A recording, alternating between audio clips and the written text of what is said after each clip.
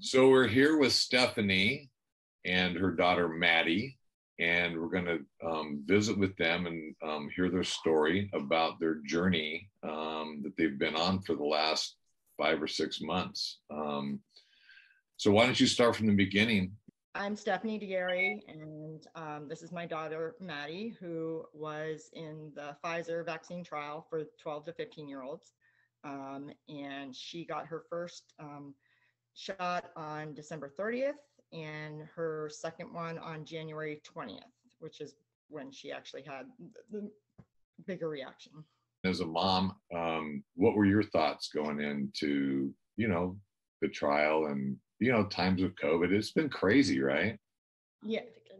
Anything was going to happen. Yeah, we weren't worried. She just said she didn't think anything would happen. Neither did I. We're pro-vaccine. She's up to date on all of her vaccines. So and the information that was given to us, it basically said, hey, you could get a fever, some aches, kind of like the flu shot. So we were not worried about it. Yeah. Okay. So you had the first shot, and then there was some mild reactions, maybe a fever, you're not feeling good. But when you got the second shot, that's when things, from what I understand, started to go south. So what happened, Mom? She started not feeling well in the middle of the night. She came into our room, and then the next day it just progressively got worse. She had described that her heart felt like it was being pulled out of her body and then up through her neck. She had zaps, like going down in pain, going down up and down her spine. Her feet and her hands, like at the tips, were white and they were ice cold when you touched them. She couldn't even walk. She was walking on her heels and then hunched over. You couldn't touch her anywhere on her body or she would scream. She had a fever. Her fever wasn't that high. It was probably like 101, 102. She had a headache. She looked horrible. So yeah. So I as a dad, as a parent, you're sitting there and you're trying to do triage and it's panic. It's 911. It's what were you thinking when all this was going on? Well, my husband is an LPN, so he has some medical training. And he was concerned, but we weren't, I guess we trusted the trial. So we did call them just as we were instructed. At the time, we trusted at the time. And they instructed us to go to the ER. The one thing I will say that I didn't include was that she had abdominal pain, really severe abdominal pain. So they had initially thought it was an appendicitis. So we kind of we were like, okay, well, maybe that's what's happening. And when we took her to the ER, she didn't have appendicitis. At what point did you come to the realization, or did you, that, wow, this is like serious reaction? Probably after I would say the second or third ER visit, when we weren't getting any answers and she was continuing to decline every day. And then, there was a hospital visit, and there was another hospital visit and more ER visits. Admissions. And then another hospital visit. So she was in the hospital 3 times for a total of about 2 months. The last time was the longest. When I was admitted. Yes. Mm-hmm. And then there were 9 ER visits, I think. Plus, in between there, appointments with specialists, neurologists, the pain team, pain team, they call them, GI, can't think of, allergist, etc., PT. By, say, the end of February, she'd been in and out of the hospital, in and out of ERs. Maddie, had you lost the use of your legs, your inability to swallow by the end of February? No, it was March 12th that I lost how to walk, kind of. That was when it started, because I woke up from my anesthesia and I could barely walk. I just went. So before that, she was not able to, she was barely able to walk. And I was walking And like a grandma. Once she, so yeah, we gotta, I'm sorry, she's never done this, and I know this is not gonna, like, you're gonna have to do a lot of editing. No, that's okay. That's okay. This is just, Yeah. you know what? It's all about just being real and human. And this is great. So I just want to, because I want to make sure that it's described the right way. So she was unable, she really couldn't walk much at all before the anesthesia. Walking. Yeah, she would be able to walk like maybe, I don't know, 3 feet, and then she'd have to sit down. But once she had her MRI, she woke up from the anesthesia and she could not walk at all. So I don't know if that put her over the edge. She was pretty close to the edge to begin with. So I don't want them to think, you know. I also slept, like, from the anesthesia. I also slept. I didn't wake up till like 8 hours after the anesthesia, after like the thing was done, whatever it was. The MRI of your spine? And urinary retention. Yeah, they had to catheterize her. What are the doctor's best guess as to what's going on? What, I mean, are they saying it was a reaction to the vaccine, or no? They're denying it completely, and they say part of it. One guy, the psychologist, said it's all in her head. Let's give her 1 billion anxiety medicines. And then other people just say, oh, it's functional neurological disorder. For every little symptom I have, me, the non-epileptic seizures. Oh, yeah. That's functional. Urinary retention, that's functional. My bowel issues, that's functional. Everything they blame is functional because they don't know what's wrong. Yeah. Wow. Well, that's interesting, right? Because, I mean, just listening to you, Maddie, you sound like you're on your way to med school. I mean, all this medical. A nurse at Children's Hospital, but not Cincinnati. Oh, all right. Yeah, you didn't care for Cincinnati? Not right now. Okay. Well, that can be understandable, I suppose, depending on your experience. But I'm just so impressed that, you know, a 7th grader, you know, although I know now you're an 8th grader because you graduated from 7th grade, but pretty impressive that you're using a lot of medical jargon. And that, I guess that's, you know, that's when you're a patient and you're trying to figure it out and you're asked to speak in medicalese, then, you know, do you ever think about being a doctor now that you've been in this and helping people? Well, before I've always wanted to be a nurse. Oh, that's cool. Wow. So that's interesting. So a lot of the doctors were saying, well, this is a mental health issue. This is no one would admit that until our last neurologist. No one would admit that they did not know what was wrong, and they would just blame it on anxiety or functional neurological, because that's what the neurologist said. He said, I'm going to admit we don't know what's going on, so we blame everything on stuff because we don't know. Okay, so basically, Mom, it sounds like so far nobody knows. Is that correct? I think nobody knows. I mean, like she said, they blamed it on anxiety, which gave me more anxiety, by the way. Yes, this is she was never diagnosed with anxiety before this, except for test anxiety at school. That was it, and that was for large tests only. So other than that, she had no anxiety, no depression. She had ADHD. That was it. Okay. So you're sitting here, and at this point, the doctor is saying it's a mental health issue, right? We're going to send her to psychiatrists, psychologists. And what are you thinking? I mean, at first we believed them, but when the treatment that normally works for somebody with functional neurologic disorder didn't work, like for the eating and stuff, then, you know, and once I started meeting people and hearing other people have the exact same symptoms as hers, I started doubting it. Oh, and by the way, They also one time treated me with a migraine. Worst experience. They gave me a medicine that I'm terrified of saying, so I'm not saying it. And I had the worst reaction. I literally was going psycho.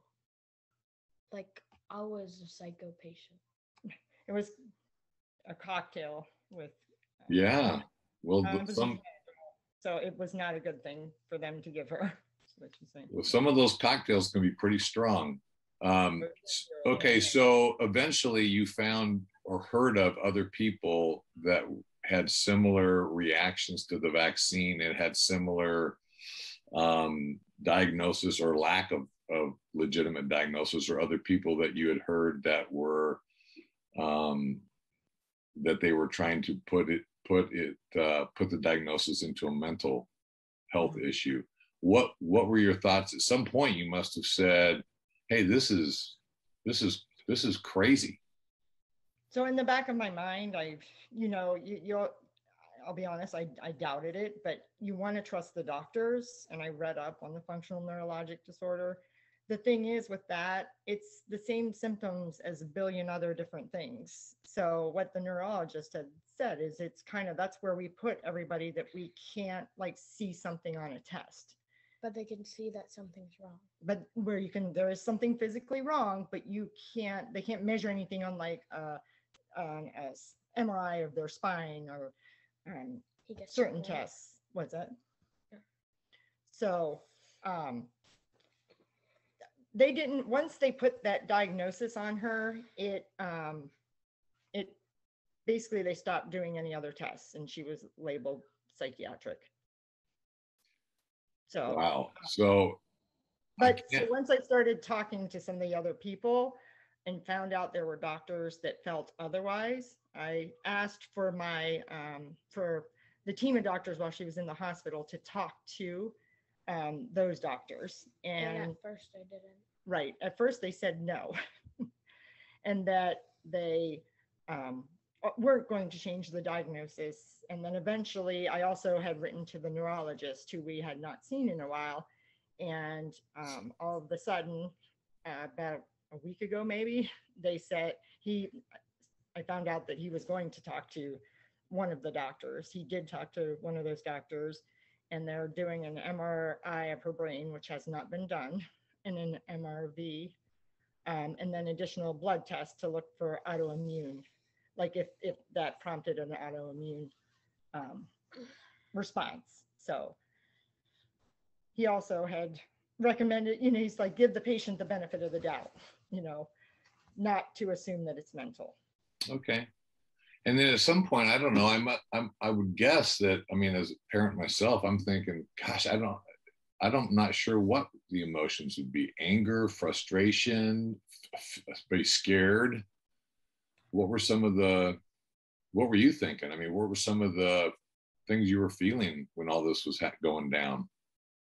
I was very angry. I was angry. I was mad. I was upset, sad. Whatever you guys want to do. Maddie, what do you want to do? Do you want to be in? That's a tough one. Let's just do your mom. Your mom will do a great job of representing you. Yeah. And we have some really good footage of you with saying some really powerful and courageous things. I know. She's like running out of the room as fast as you can run with a walker. I can't even imagine being a parent in your position where my kids, they fall down, they get a scrape, they have to go get stitches, or they have to get a cast, get a bone set on their arm. And that's pretty traumatic for a parent. But what you're going through,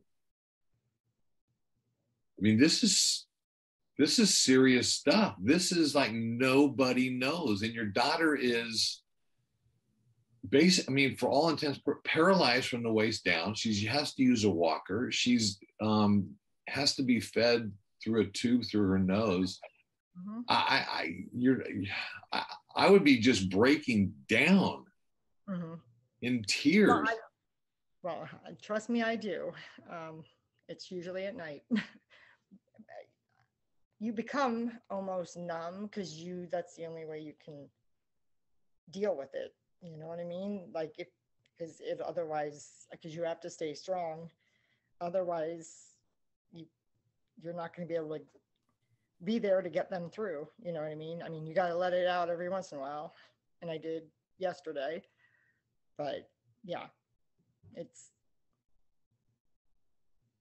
I wish we wouldn't have said yes when they asked us if they could do it. Do you feel like you were betrayed Oh by gosh. the pardon? Yeah, by the trial. I mean, I feel like they weren't as forthcoming as they should have been, and maybe they didn't know, but they weren't. I thought that if something happened, and I really didn't think anything would. I mean, they were helping. They wanted to get, I mean, they just wanted to get, she wanted to get rid of COVID. You know, they would be getting the shot early. I mean, that's what I thought. Like any other vaccine, we've never had a problem. So, Yeah, I mean, and then you join you. How did you find this group? well, they found me. I guess let me go back real quick just to the medical field in terms of, you know, the trust. It makes me very angry that they immediately pin this on being psychiatric and they treated her like she was crazy. I felt like we were under a microscope, you know, because I was in the hospital with her for almost 2 months, and it was me most of the time. Our family was split apart, you know, because you had to be there with her. So, and just to see some of the comments that they wrote in the my chart, it made me sick. And that's when I realized that they had no clue what was going on. That's when I stopped believing. So you had asked about the group. That they actually found me. I joined a bunch of groups on Facebook just to try to find out if anybody else was having similar reactions. And in the beginning, there weren't that many, but as more and more people got the vaccine, the stories were identical. So I started commenting, you know, on, hey, my daughter, that happened to my daughter. And a lot of times I would get attacked, you know, in there when I'm just trying to get help for my daughter and help other people. You know, there's the people that are anti-vaccine that are on there like attacking you. Like, how could you do this to your daughter? You're a horrible person. You don't deserve to be a parent. Like I got Oh all my kinds of gosh. like that. Yeah. Yes. Oh, But, wow. So you had people attacking you that yeah. were, and how'd that make you feel? Well, horrible. I mean, as you feel bad enough that this is happening to your child, and we did not make her go into this. She asked to go in, but we said yes. So you found, so when you found other people that had experienced similar, and I think of one of the people in the group, you know, in Denise's group, Bree, Yes. who was in the original adult trial. Yep. And she had severe neurological reactions, but we haven't, as a public, that's not been in the news. We didn't know that. Half of Maddie's symptoms aren't even in the report that they gave. All they have in there is the functional, I think it says functional abdominal pain that's still being investigated. That's it. Nothing about the numbness that she still has from her waist down. She can walk with a walker because that helps her stay steady. But she can walk on black pavement for the sun is shining on, where I can stand there for like 2 seconds. She's just walking slowly to the car in her walker. Can't feel a thing. You can clearly tell she can't feel a thing. Wow. So she will fall off. She'll have no clue. I'll be like, Maddie, your shoe fell off. Wow. So she missed half of her 7th grade year, right? Which is pretty devastating, you know, for a kid. On the other hand, from my vantage point, I look at that and I go, yeah, that's pretty terrible. And if we could figure out how to help her and she could get well by the end of the summer and she could start as a regular, healthy, full functioning eighth grader, that'd be great. Yeah. On the other hand, on the other end of that spectrum, there must be I would guess, a fear of, oh my gosh, Mm-hmm. we're talking not just half of a seventh grade year, we might be talking. Yeah, eighth grade. I mean, luckily now she's home and she could go to school in the state she's in, but imagine, I mean, and there are other kids that have to do it, but she'd have to go with the walker and G-tube and have to do feeds. I mean, if nothing changes and they don't figure this out, then that could be what happens. Yeah, I mean, Which is not fair to her, and it's not what she wants to do. I mean, there's the option of homeschooling. Yeah, when you start looking at some of those possible negative, you're walking in, you guys both, you and Maddie both are walking into this unknown space of who knows how the future is going to unfold. You're hopeful that, I would guess you're hopeful that, that after 6 to 8 months, the spike proteins kind of wear off and they go away and life returns. On the other hand, on the other end of the spectrum, I would guess that your hopes and dreams for your daughter, and her hopes and dreams, as a fully functioning person that, is healthy, that if she hadn't taken the shot, then, you could be talking the rest of her life. I mean, how do you make sense of that? You don't. I mean, I'm sitting here looking in front of me, and I made this sign for her a while ago. It says, "Let go and let God." I believe in God, and I believe that I don't know how. As scared as I am, I'm trying to not be scared, because that's what I have to be for her. Because if I show that I'm scared, then she'll be scared. Yes. There's no doubt. I mean, you have to keep that stiff upper lip. There's no doubt. And yet, at the same time, inside, I don't know how you keep it together. I'd be falling apart, because the reality. Pardon? I don't keep it together. I mean, I do for her, or at least try, but yeah. What are your greatest fears? I mean, while we're on this topic, what are your greatest fears for her? For her, that they're not going to figure it out. What worries me more is her stomach. I think she'll be able to walk, but I don't know about her stomach. That part doesn't make any sense to me.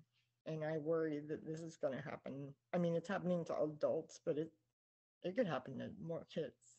I mean, it probably already has. They just aren't talking about it. Yeah, I mean, that's another it's kind of interesting. What are your thoughts? I mean, it seems like there's like this media blackout where seems, and you've benefited.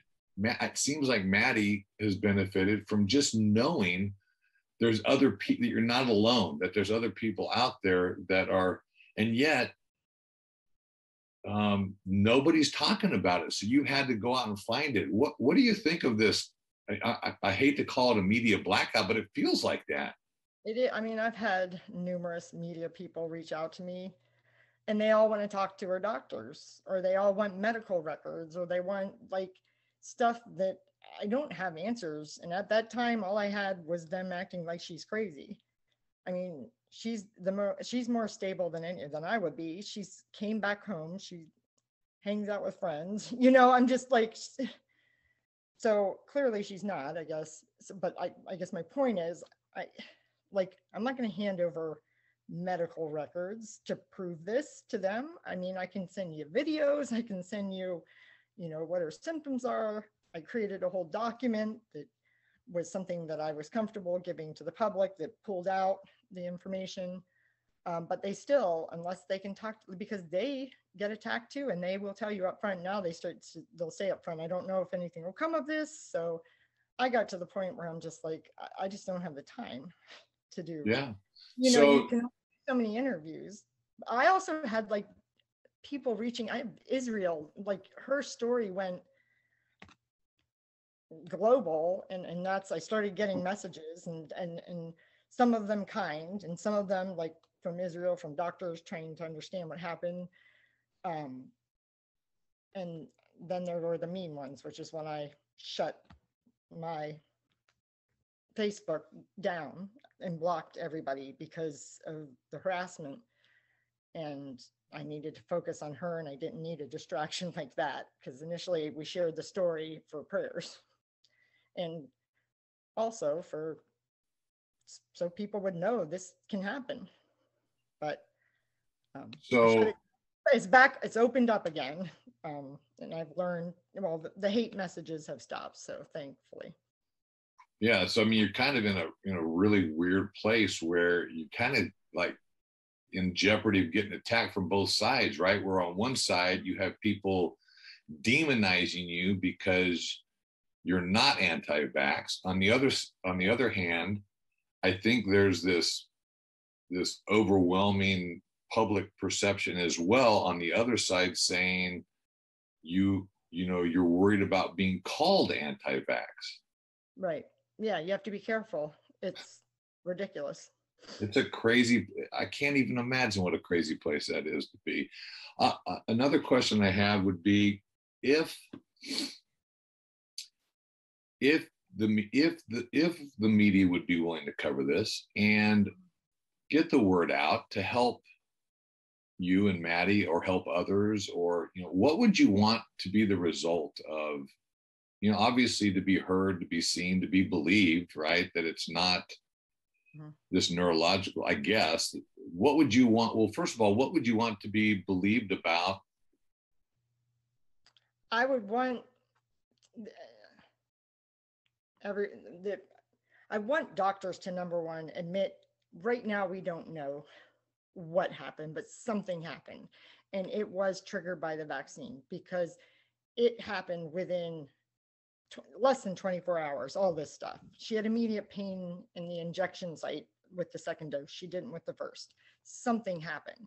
So first of all, for them to admit that this is tied to the vaccine, we don't know what happened, but we are going to figure out what happened, and we are going to figure out, or at least attempt to figure out, a way to get your daughter better besides just psychology, because psychology is not working. It's been 5 months.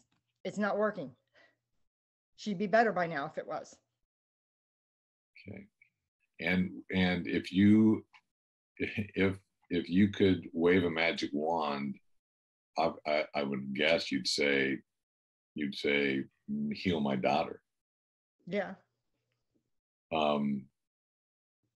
But we don't have a magic wand. So in light of the fact we don't have a magic wand, what would you want for the country, considering all the insight and have experienced from your space in this crazy time that we're in with COVID and vaccines and government shutdown, economic shutdowns, and what would your hope be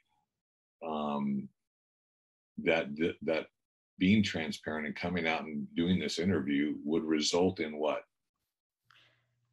Well, for now, until they can figure it out, I think it's stop vaccinating kids. I mean, your kids are not getting sick from COVID. I had COVID. My daughter did not get COVID. She's been tested 5 billion times. She never had it. Neither did my other son or my husband. There's a reason their bodies fought it, and mine didn't, and my other sons didn't. So if she wasn't going to get COVID from being in a car with me for 8 hours, she's not going to get COVID. You know what I mean? So, and I think a lot of kids are like that. I teach in a school, and I can count on my hand how many kids had COVID. I cannot count on my hand how many adults had COVID there, you know? So I would say at a minimum, just know that there is a bigger risk with kids and admit it. Admit all the symptoms that Maddie had in the report, because they're not all in there. And they're saying this had nothing to do with the vaccine. Admit it. It's happened 1 in 1,000. That's still not very good odds if you think about it. If it were, and if was it just one? I don't know. But 1 in 1,000, those kids had a severe, life-altering adverse reaction. And nobody knows that. And I have to prove it. Like, why do I have to prove it? She volunteered for, we wanted nothing out. I don't even want anything out of this. Like, I'm not out to get money or anything like that. Pay my daughter's hospital bills and get her better. And admit it so that other people aren't going to suffer the same. That's it. I don't want anything else. Never asked for anything else. Nothing.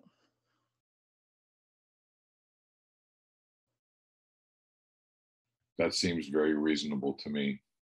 And I think as a society, we should embrace the reasonableness of that. We should embrace the humanity and the transparency and the honesty and reality of that.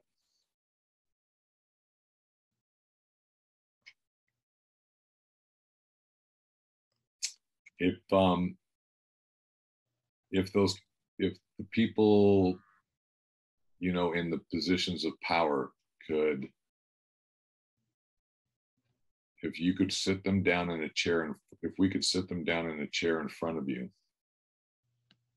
and you had permission to not do whatever you wanted to do, but if you could say,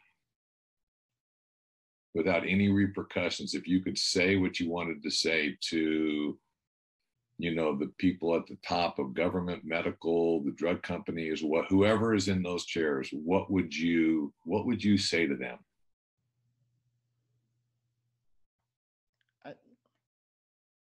That they need to be more transparent. They need to admit when they don't have an answer to something. There needs to be, if they're going to keep doing these vaccines, the medical community needs to be trained on this, on what to look for and how to treat it early. Because I also feel like if something would have been done earlier, she wouldn't have gotten as bad as she did.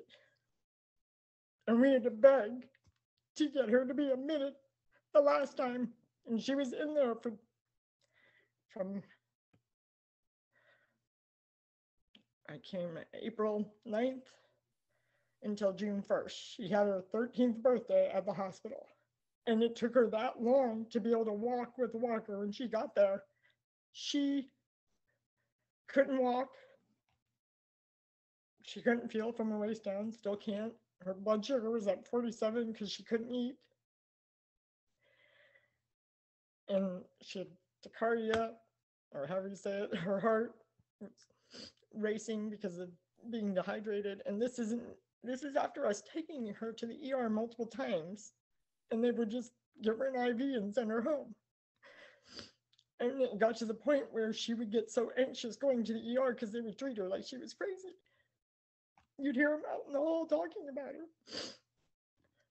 So it got to the point where we wouldn't even, we kept calling the doctors and emailing, and finally somebody helped us, and they guaranteed if we took her to the ER that they would admit her. And they still treated her like she was crazy.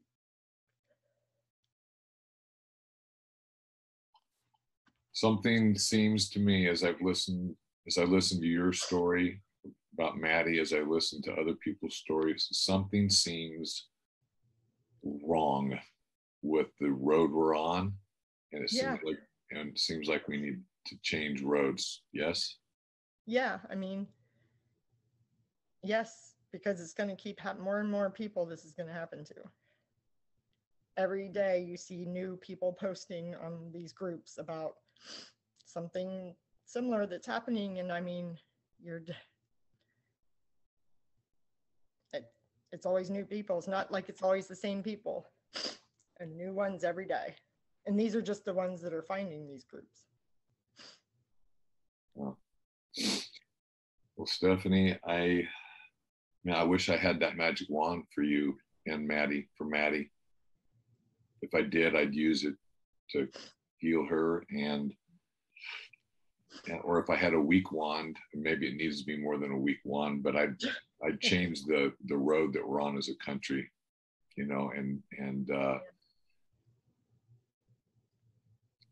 and would put us on a more honest and open and transparent road, which is, I think, what I think that's what I hear you. I mean, Yeah. maybe I'm wrong, but no, it is. I mean, like I said, the trial doctor is very nonchalant with us. We're trying to make sure this was reported. They say it was reported to the FDA. They have their own process. Don't know what was reported. Certainly, if it's just what was presented to the FDA for the emergency approval, it wasn't everything. That's interesting. So you mean you did? So they reported to the FDA. I'm sure the CDC is involved, at least VAERS, which is part of the CDC. Yep. They don't report to VAERS. Did you report to VAERS? I am going to. We just got the email saying that they didn't. They report to the FDA directly. Okay, so you guys are going to file with VAERS, which is the vaccine reaction. Like if you have a reaction to a vaccine, you go report to VAERS. Well, yeah, I'll tell you what, once you are in the space you guys are in, I mean, just the overwhelming management of going through what you guys are going through has to be overwhelming. What about how it's affected your, I mean, obviously this has affected the regular flow of life as you knew it before the vaccine. Tell me, can you speak to that? I mean, obviously you had a regular flow. I don't know if you worked or but now you're a full-time caretaker of your daughter, your family's life. How's life changed as a result of this?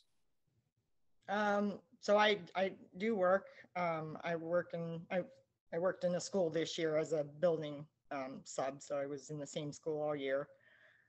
But there were a lot of days I had to call out. Thankfully, they were very understanding and worked with me and were there for me. Like I couldn't have asked for a better situation there. So I'm off for the summer, thankfully. But I would go to work and then I'd go to the hospital and then I'd come back because during that time she was in rehabilitation. So she had PT, OT, speech therapy, recreational therapy. Like she was busy all day. She had school there at the hospital. So they didn't want you there during the day. But I would I lived at the hospital with her. I'd take my shower in the morning and go right to work and come back after work. My husband works from home, but we have 2 other kids. So he basically is the one that stayed here because of his schedule. He was able to do all the things that they needed to do they could continue their life, like with sports and stuff. But the boys weren't able to see her for over a month, almost 2 months. So she has 2 older brothers. So that was going to be my next question would be, how has it affected them? It has created a lot of extra stress. They're worried about her. They're teenagers, so it's hard for them to deal with. It is bad. It's hard. So, I mean, with us as a family, it's made us stronger, but it's also made just a time in your life, when teenagers and it's tough enough, and you add in this. And you have one parent in a hospital and you only get to talk to them over FaceTime. And another parent here who only gets to talk to the other child through FaceTime. I mean, we could switch off with the hospital, but how's it affected your husband as a father? I mean, same as me, you just want to keep trying to find an answer. it's been frustrating. I mean, we feel helpless. We do. I mean, we both keep trying to find answers in different ways. He's in the medical field. He works in global medical for a big company, and his boss is a doctor. He sends him articles, and I mean, we just keep trying. And how about the stress on your marriage? Pardon? Pardon? Go ahead. It's consumed our lives.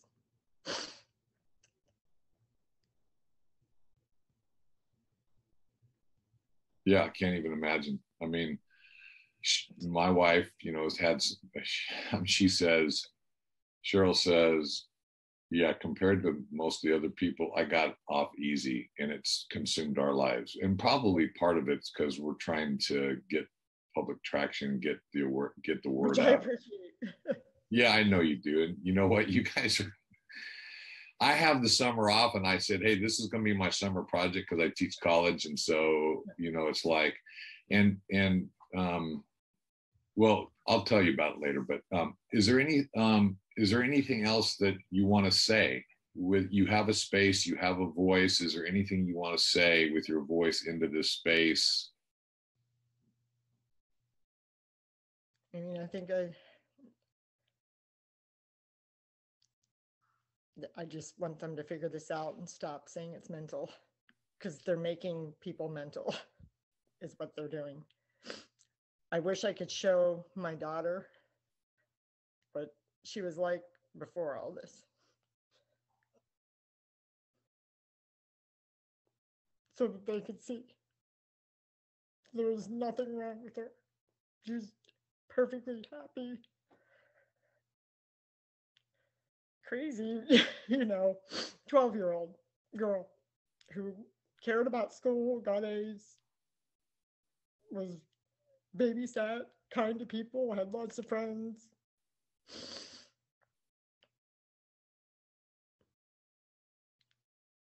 And now, whatever happened, I mean, it's changed her. No, she's still actually pretty happy, which I don't even know how. But they've made her be anxious. They've caused anxiety in her that now she has to deal with, that she was not dealing with before. Well, we'll keep after this. We'll keep battling this to get truth and honesty and transparency out. So thank you for being so courageous yourself and so honest and transparent and putting it out there, Stephanie, on behalf of your daughter and the rest of people that don't have a space and a voice